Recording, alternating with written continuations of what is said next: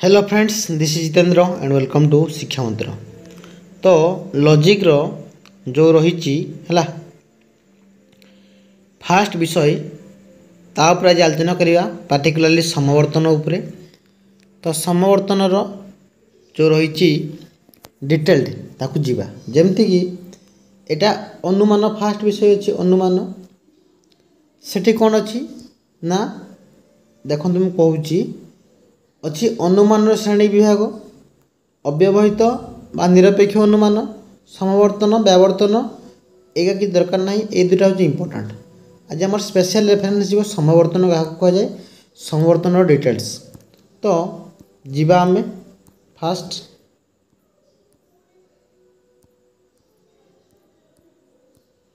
देखो फास्ट हूँ अनुमान। फास्ट हूँ अनुमान। देख अनुमान कौन ना हूँ एक परोक्ष ज्ञान। अनुमान हूँ एक परोक्ष ज्ञान। अनु शब्दर अर्थ हूँ परोक्ष, मान शब्दर अर्थ हूँ ज्ञान। तेणु अनुमान हूँ गोटे कौन ना परोक्ष ज्ञान एवं यह हूँ आम पांचटी इंद्रिय जो रही अच्छी पांचटी इंद्रिय साहाय्य करूँ। तेणु इंद्रियानुभूति द्वारा अधिगत यही ज्ञान को आधार करी आम कौन करूँ ना नुआ ज्ञान आम पाऊ ताको आम कह अनुमान। इंद्रियानुभूति द्वारा अधिगत ज्ञान बा अधिगत यही ज्ञान को आधार करी विचार बुद्धि साहाय्य किसी नुआ ज्ञान करने को अनुमान कहुए बा अधिगत ज्ञान रु अनधिगत ज्ञान को आम जीवा हूँ अनुमान। तेणु जमती अनुमान लब्ध ज्ञान हूँ परोक्ष बा अप्रत्यक्ष होता है। एवं जमती एग्जाम्पल से गोटे देती पर्वत धूआं देखी आम अनुमान करें जे कौन करवा ना निआ अच्छी। तेणु धूआं देखिले कौन प्रत्यक्ष, निआ अच्छी आम कले कौन अनुमान कले अप्रत्यक्ष परोक्ष। एवं अनुमान हूँ एक मानसिक प्रक्रिया है। तेणु एत कथा मन रखिए बा इंद्रियानुभूति लब्ध ज्ञान को अनुमान कहुए। एवं अनुमान साधारणतः है दी प्रकार। अनुमान हूँ दी प्रकार किंतु आ गोटे कथा जानतु यहाँ अनुमान को इंग्लीश रे इनफरेन्स कहुच्छी, जुक्ति को आर्गुमेंट कहूँ। तेणु अनुमान को जो भाषा व्यक्त करदे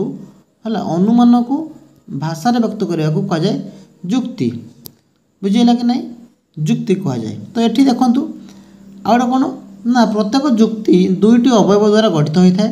गोटे हेतुवाक्य आ गए सिद्धांत। बहुत बढ़िया कथा कहला। तो प्रत्येक जुक्ति दुईटा अवयव द्वारा गठित होता है, दुईटा पार्ट तार अच्छी गोटे हेतुवाक्य आ गए सिद्धांत। धरा जाऊ यहाँ गोटे हेतुवाक्य अतएव लगिना ये सिद्धांत ऊपर हेतुवाक्य तल सिद्धांत। हेतुवाक्य कौन हुए ना सब सिद्धांत निष्पन्न होता है। तापर देखा ये कौन ना अनुमान दी प्रकार साधारणतः गोटे हूँ अवरोह अनुमान आ गोटे आरोह अनुमान। तो अवरोह अनुमान कौन? अवरोह अनुमान हूँ जो अनुमान रे कौन हुए ना हेतुवाक्यर सिद्धांत प्रति पूर्ण समर्थन थाए ताको अवरोह अनुमान कहुए। एवं अवरोह अनुमान रे कौन हुए ना सिद्धांतटी हेतुवाक्य ठारू कौन हुए ना कम व्यापक होता है बा अधिक व्यापक हो पारिबो नहीं। आरोह अनुमान कौन? हेतुवाक्यर सिद्धांत प्रति पूर्ण समर्थन न थाए एवं सिद्धांतटी हेतुवाक्य ठारू अधिक व्यापक होता है। कौन होता है? अधिक व्यापक होता है। जमती कि अवरोह अनुमान आम देखा जदि अवरोह अनुमान कौन हुए ना समस्त रु केतेक को जाए है समस्त मनुष्य मरणशील अतएव केतेक मनुष्य मरणशील। आरोह अनुमान कौन हुए ना केतेक रु समस्त को जाए केतेक मनुष्य मरणशील अतएव समस्त मनुष्य मरणशील। टिके जाना दरकार। अच्छा आ मुझे जाऊनी जे दरकार मुझे कहूँ। आउ गोटे कथा हूँ जे आमर ये देख जो देती समस्त मनुष्य मरणशील अतएव केतेक मनुष्य मरणशील ये हूँ अवरोह अनुमान है। ये हूँ अवरोह अनुमान। तेणु तेणु आउ गोटे अच्छी टाइप्स ये देखूँ आपको देखा यहाँ गोटे स्क्रीनशॉट मारने जातु। ये भी अनुमान टाइप्स अच्छी है। ये भी अनुमान टाइप्स अच्छी आपको मुझे कहीदे क्लीयर देखा देखु। ये हूँ अवरोह अनुमान है ये आरोह अनुमान अवरोह अनुमान अवरोह अनुमान दी प्रकार गोटे हूँ अव्यवहित आ गोटे व्यवहित ओके अव्यवहित व्यवहित अव्यवहित पुणी चारि प्रकार समवर्तन व्यावर्तन विपरीतावर्तन अंतरावर्तन आपको मुझे निजे कहीदे टे जस्ट वेट ये देखु गोटे हूँ कौन हुए ना अनुमान अनुमान दी प्रकार गोटे हूँ अवरोह आ गोटे आरोह अवरोह दी प्रकार गोटे हूँ अव्यवहित आ गोटे हूँ व्यवहित बुझेगा गोटे हूँ अव्यवहित आ गोटे हूँ व्यवहित अव्यवहित पुणी चारि प्रकार कौन ना समवर्तन तापर व्यावर्तन तापर विपरीतावर्तन तापर अंतरावर्तन व्यवहित अनुमान कौन कहुए त्रिपदी जुक्ति कहुए त्रिपदी जुक्ति ओके तो आम देखिए समवर्तन उपरे अच्छा आउ टे मुझे कहीदे अव्यवहित अनुमान कौन अव्यवहित अनुमान कौन देखो क्लीयर कट लिखाई अव्यवहित अनुमान कौन गोटे हेतुवाक्य सीधा सड़क सिद्धांतर उपनीत होगा पद्धति को अव्यवहित अनुमान कहुए माने गोटे हेतुवाक्य सिद्धांत बाहर ताक आम कह अव्यवहित अनुमान तेणु से चारि प्रकार मेनली आम देखा समवर्तन ओके समवर्तन कौन देखा फास्ट कथा कौन जो अव्यवहित अनुमान रे हेतुवाक्यर उद्देश्य पद सिद्धांतर विधेय पद रूपे एवं हेतुवाक्यर विधेय पद सिद्धांतर उद्देश्य पद रूपे है परिणत होई हेतुवचनर निहितार्थ प्रकाश करिथाए बा हेतुवाक्य एवं सिद्धांत मध्य यथायथ संबंध निरूपण करने को कहुए समवर्तन बा लिखाई हेतुवाक्य एवं सिद्धांतर गुण सामान थाए आउ कौन लिखाई व्यापकतम नियम उल्लंघन नक सिद्धांत निश्रुत होता है ताको समवर्तन कहुए ये यात्रा लिखा दरकार ना कि लिख जो अव्यवहित अनुमान हेतुवाक्यर उद्देश्य पद सिद्धांतर विधेय रूपे एवं हेतुवाक्यर विधेय पद सिद्धांतर उद्देश्य पद रूपे व्यवहृत होई हेतुवाक्य और सिद्धांत मध्य यथायथ संबंध निरूपण करने प्रक्रिया को समवर्तन कहुए एगुड़ा किसी लिखा आवश्यक ना एतक जाए लिखिकी मुझे कह लिखिदेव तापर देख ये लिखाई कौन ना समवर्तन हेतुवाक्य जो अच्छी हेतुवाक्य को समवर्तन नियोग कहुए और सिद्धांत को कौन कहे समवर्तित समवर्तन हेतुवाक्य को समवर्तनीय एवं सिद्धांत को समवर्तित कहुए बुझेगा यहाँ भी दुटा क्वेश्चन ये देखो तार तीन टा नियम अच्छी है फास्ट नियम कौन कहूँ समवर्तनीय उद्देश्य है आ विधेय जो रही तेणु उद्देश्य आ विधेय जो रही चेंज कर तेणु से कही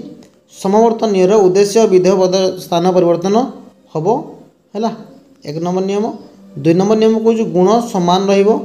गुण हूँ परिवर्तन हेनी गुण सामान तीन नंबर नियम कौन जे कौन ना समवर्तनीय जो पदटा आमर अवाप्य अच्छी जो पदटा अवाप्य अच्छी से ही पदटा सिद्धांत कौन हो पारनी व्याप्य हो पार ना और जब व्याप्य होगला ताले कौन हम दश हम बोली से कहूँ तेणु समवर्तन कौन कहूँ समवर्तितर परिमाण व्यापकता नियम अनुजाई निरूपित होता है ता हूँ जे समवर्तनीय अवाप्य कौन पद समवर्तित व्याप्य हो पार ना यहाँ हूँ लिख आउ कि लिखा दरकार ना यहाँ समवर्तनीय अवाप्य कौन पद समवर्तित व्याप्य हो पार ना माने जोटा अवाप्य थी समवर्तनीय सेटा सिद्धांत अवाप्य हेब माने व्याप्य हेनी है तो कथा तापर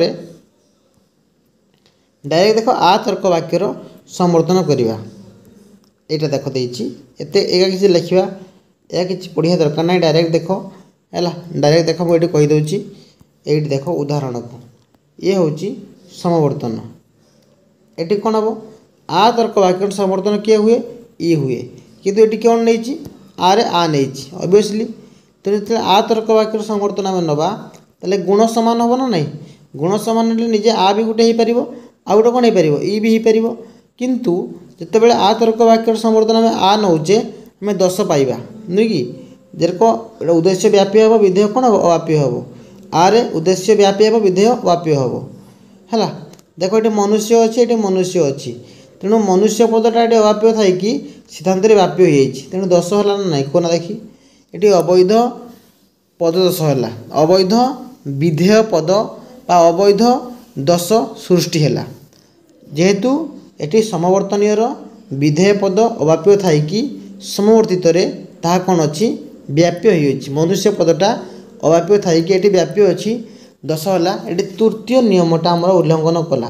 तेणु आ तर्क वाक्य समर्थन आ केबे हेनी आउ गोटे ऑप्शन अच्छी देख ये हम आ तर्क वाक्य समर्थन ई हो पार आ तर्क वाक्य समर्थन ई हो पार कहीं ना एठी देख आमर जो गुण समान अच्छी एक रे उद्देश्य विधेय भी चेंज होती दुई रे तापरे व्याप्य पद भी ठीक अच्छी आ उद्देश्य व्याप्य विधेय व्याप्य ई रे दुटा सारा अवाप्य देख एठी कौन होती ना विधेयटा व्याप्य अच्छी विधेय व्याप्य अच्छी ये तो व्याप्य अच्छी व्याप्य थी किसी असुविधा ना देख एठी विधेय पद व्याप्य थी कि तले भी अवाप्य अच्छी जहाँफल आ नौला भूल थी ठीक होता ये दशटा होता ये दश किसी होना तेणु आर हूँ ई हम बुझिपार आउ कि लिखा दरकार ना आर ई हम तो आंसर कौन लिख ना लिख एठारे है आ तर्क वाक्य समर्थन ई अटे प्रथम नियम अनुसार उद्देश्य विधेयर परिवर्तन है द्वितीय नियम अनुसार समवर्तनीय और समवर्तन मध्य गुण समान है एवं तृतीय नियम अनुसार वेरी इंपोर्टाट तृतीय नियम अनुसार लिख समवर्तनीय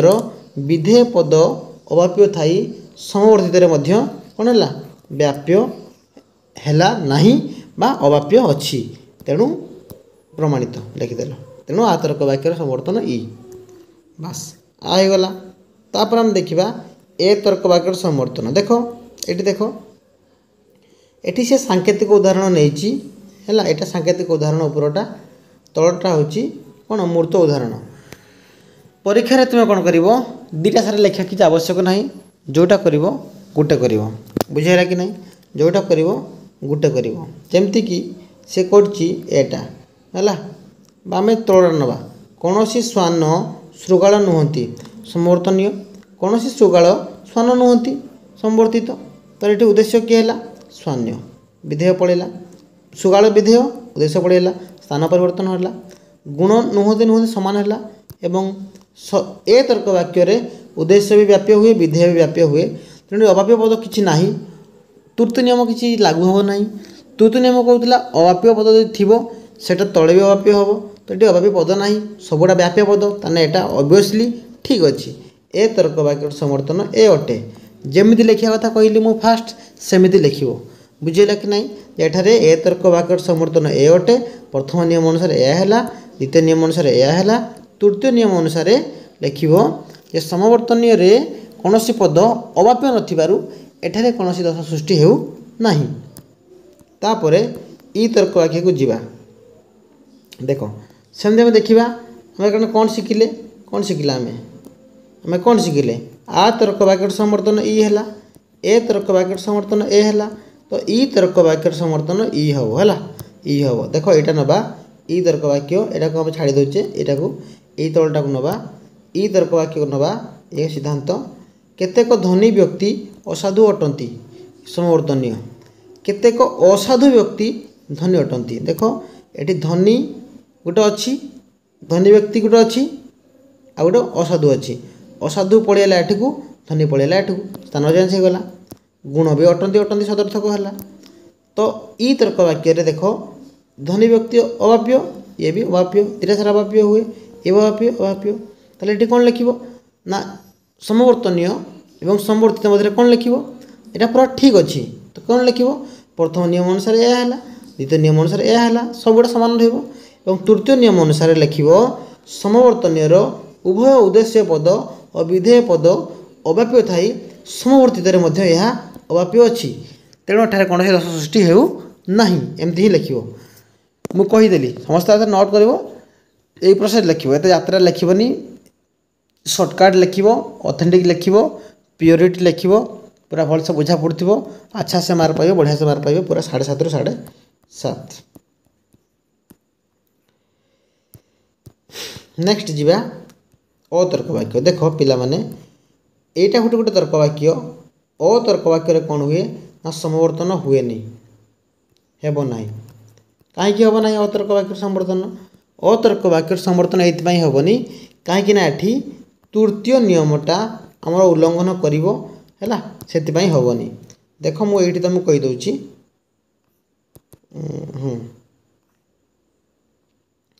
एड़ा कि हमको पढ़ाई भी पड़ोनी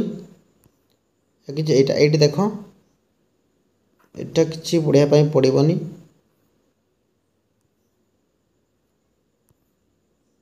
छाड़ ये मुझे प्रमाण कर दूसरी अतर्क वाक्य डायरेक्ट देख अतर्क वाक्य प्रमाण कर दूसरी अच्छा अतर्क वाक्य नवा अतर्क वाक्य नवा है क्या नवा अतर्क वाक्य कौन नवा केतेक क ख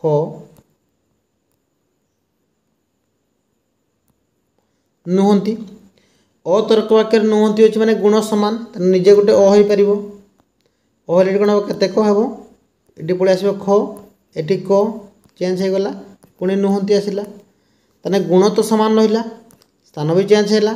फास्ट आ सेकेंड नियम काम कला किंतु व्यापक नियम काम करिवो नाही ये देख यहाँ हूँ अरे भूल हुए अरे भूल हुए ये ठीक हुए है ये भूल हुए ये ठीक हुए देख दश कौन हो दश कौन होटी क पद दश हो कटा अवाप्य थाई कि उद्देश्य पद अवाप्य थाई कि विधेय हो दश हो ना नाई अवैध दश हो तेणु अरे अ हेनी केबे भी तेना आउ गोटे ऑप्शन अच्छी आउ गोटे ऑप्शन अच्छे आम पाखे ओके आउ गोटे ऑप्शन अच्छे आम पाखे जदि आम अतर्क वाक्य नवा सेमती केतेक क ख नुहंती करदे आउ गोटे अरे किए पार ए गोटे हो पार नुहंती वाला अच्छी केतेक ख क नुहंती देख जदि आम ये व्याप्य पद पकेबा ताने एटा भूल हो ठीक हो ये भूल हो ठीक हो एठी भी से दश हो देख है एठी भी से दश हो क को लेकिन तेणु दुईटा सारा सेम प्रोब्लेम हो कह जाए अतर्क वाक्य समर्थन संभव नुहे बुझीगला अतर्क वाक्य समर्थन संभव नुहे तेणु तुम गोटे होम टास्क कौन ना आतर्क वाक्य जानले ई है समर्थन ए जानले ए है ई जानले ई है ओ जानले है तेल ओटा को छाड़ दियो मु तुमको कहीदे समवर्तन दुई प्रकार गोटे सरल समवर्तन बा आंशिक समवर्तन गोटे असरल समवर्तन बा सीमित समवर्तन सरल को कहुए आंशिक असरल को सीमित तेणु आतर्क वाक्य समर्थन ई एटा सरल ना असरल लेखिक कह कमेंट रे